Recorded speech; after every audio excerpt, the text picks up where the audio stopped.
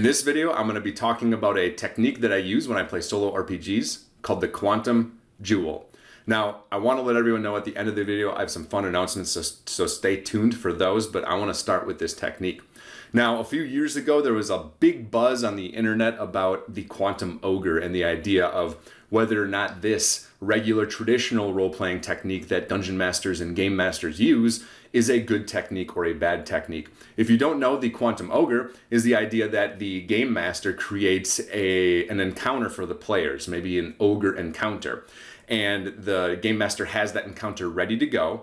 And when there's a choice that the players have, whether they're going to travel through the dark forest to get to the temple or they're going to travel through the mountains to get to the temple, either way they go, they're going to encounter this ogre. They're going to have this ogre encounter that the game master has prepared for them.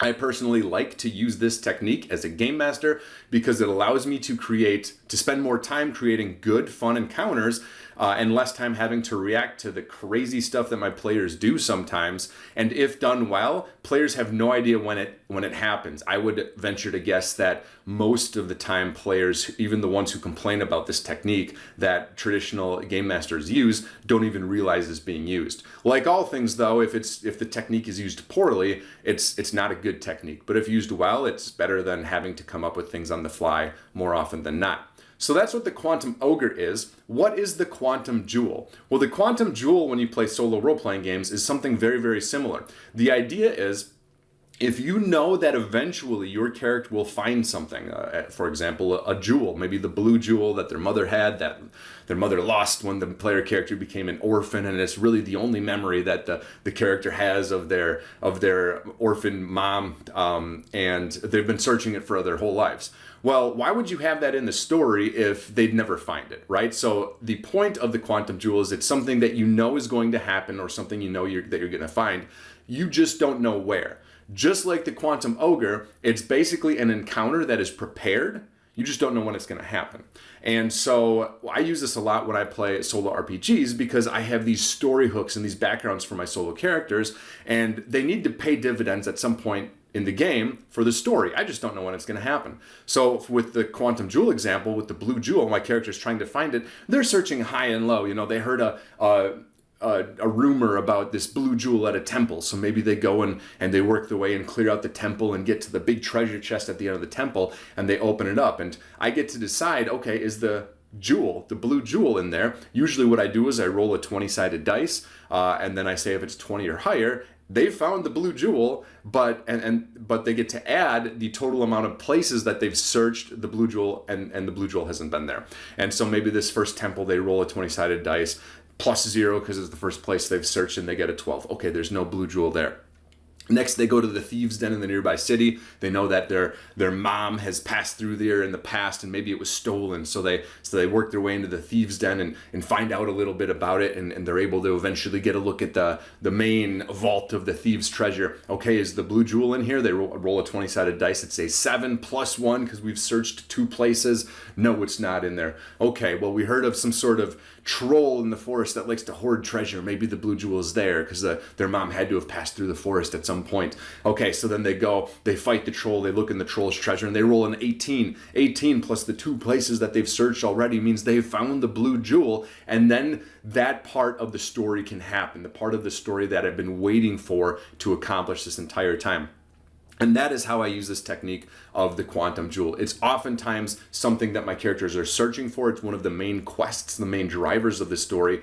Or sometimes I use it as a recurring thing that happens to the characters, usually something negative. So, for example, if the character that I'm playing has a rival or something like that, I use the Quantum Jewel idea more like a Quantum Ogre, where if something, you know, my character's traveling somewhere and there's an encounter, I might roll a side dice to see is it my rival that's showing up.